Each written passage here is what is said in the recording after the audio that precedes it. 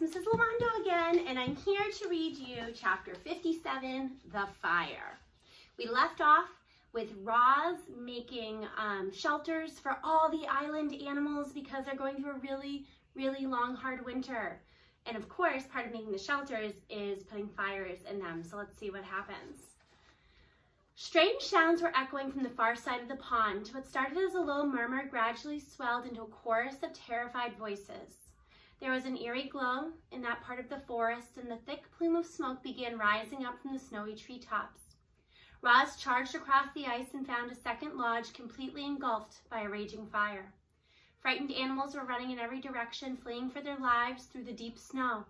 "What happened?" shouted Roz as Broadfoot galloped wildly past. "We put too many logs in the fire pit," he said without stopping. "The flames climbed up to the ceiling."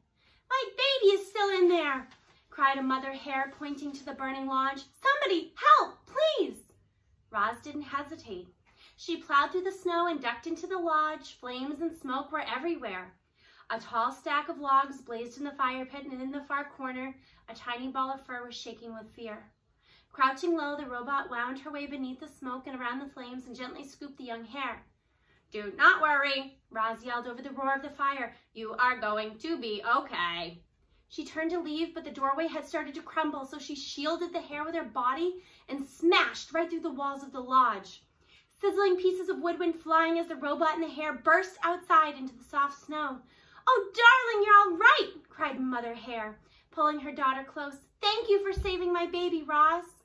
Now that everyone was safely away, the robot turned her attention to putting out the fire. Her glowing eyes darted around as she computed a plan. Then, with all the strength in her legs, Roz launched herself high up into the snowy branches of the nearest pine tree. A moment later, the tree was shaking violently, and heaps of snow were sliding from its branches and pouring out into the flames like an avalanche.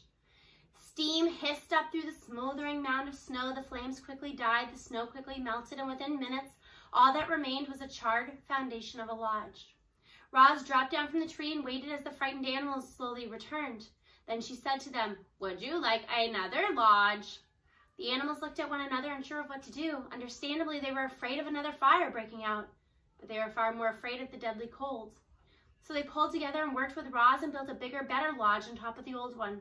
It had a taller ceiling and a deeper fire pit and was made with more rock, less wood, and had a supply of water for emergencies. But the most important safety features of this rebuilt lodge were the lodgers themselves, who now had a whole new respect for fire. Chapter 58, Conversations. Thanks to Roz's truce, life inside the nest was mostly harmonious. But when animals went outside, it was business as usual. Sometimes a lodger wouldn't return. Sometimes a lodger would return in the belly of another lodger. As you can imagine, that made for some awkward moments. So when everyone was gathered around the fire, they tried to keep things pleasant by having conversations like these. "I wonder what Brightbill is doing right now." Chit-Chat lay on her back and looked at the ceiling as she spoke. "And where he is and who he's with, and if he ever thinks about us back here on the island?" "I am sure he thinks about us," said Roz. "I think about him all the time. I like to imagine that the geese had a fun flight to the wintering grounds, and now Brightbill is floating on a lovely lake, eating yummy food and making wonderful new friends." "That is a nice thought," said Chit-Chat, "but I worry the flock might have gotten caught in this icy weather. I don't think they would handle it well." "Don't worry, I'm sure they're fine. Brightbill is a great flyer. He'll know to keep the flock out of trouble."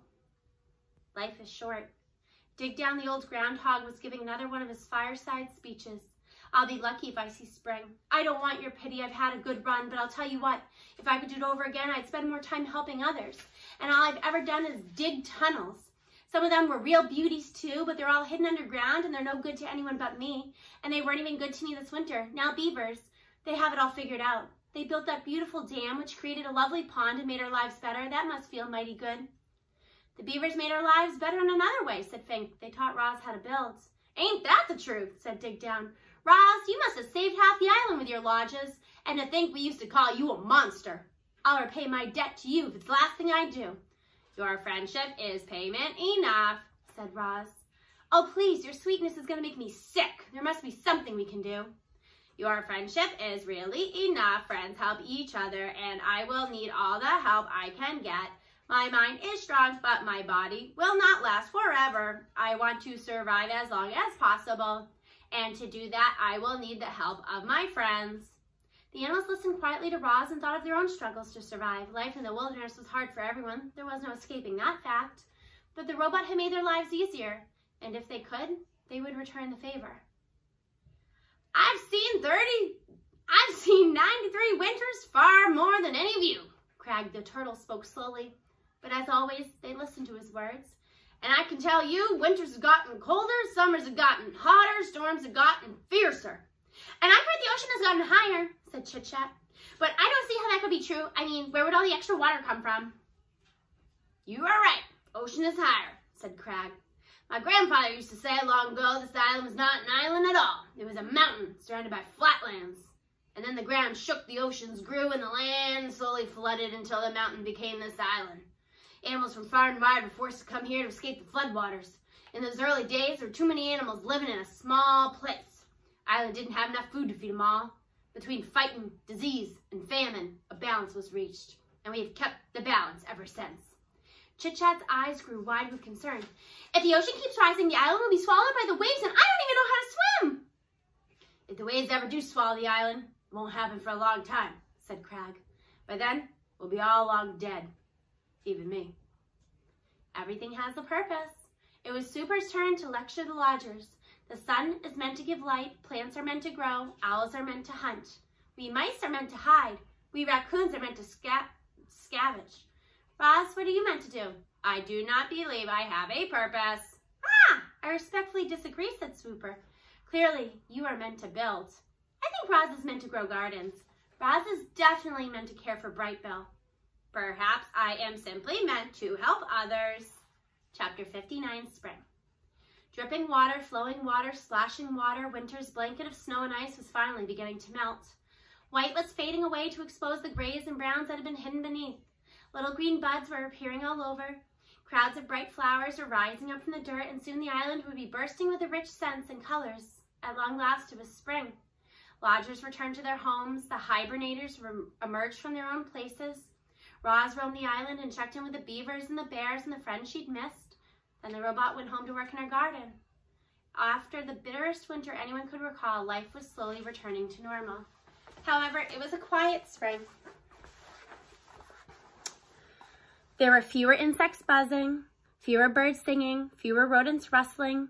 Many creatures had frozen to death over the winter, and as the last of the snow melted away, their corpses were slowly revealed. The wilderness can be really ugly sometimes, but from that ugliness came beauty. You see, those poor dead creatures remained in the earth, their bodies nourished the soil, and they helped create the most dazzling spring bloom the island had ever known. Chapter 60, The Fish. Help! Help! He's got my tail! Paddler was splashing and screaming in the pond. Mr. and Mrs. Beaver were nowhere to be seen, so... Alex, just come down here for a minute, buddy. So Roz picked up a fallen tree branch and stomped into the shallows. Grab onto this, she said as she reached out with a branch. Paddler grabbed it with his big teeth, and the robot lifted him out of the water. And there, hanging from the young beaver's tail, was Rockmouth, the grumpy old pike. I just have to finish this chapter, okay? Just come sit over here for 1 second. I'm almost done. Okay, sit down. Okay, don't sit down. What's wrong with you, Rockmouth? Mrs. Beaver dragged her son away. You've always been a nuisance, but this time you've gone too far. Do us a favor, Roz, and toss him to the vultures. I cannot do that, said the robot, but I might be able to help. Roz placed Rockmouth in a deep puddle near the pond where he couldn't swim away. Then she waited for the fish to explain himself. Fish aren't very talkative, especially grumpy fish like Rockmouth, but eventually he opened up to the robot, and before long she was waving for the beavers to join them. Mommy, why are you down here? So I can do a video. Rockmouth used to live in the river, said Roz as the beaver shuffled over, but you trapped him here when you built your dam. He has been angry about it ever since. That doesn't give him the right to attack my son, hollered Mr. Beaver. It most certainly does not, hollered Mrs. Beaver. I'd be upset too, said Paddler softly. I'd hate to be kept away from my home. Mr. Rockmouth, you should have said something sooner.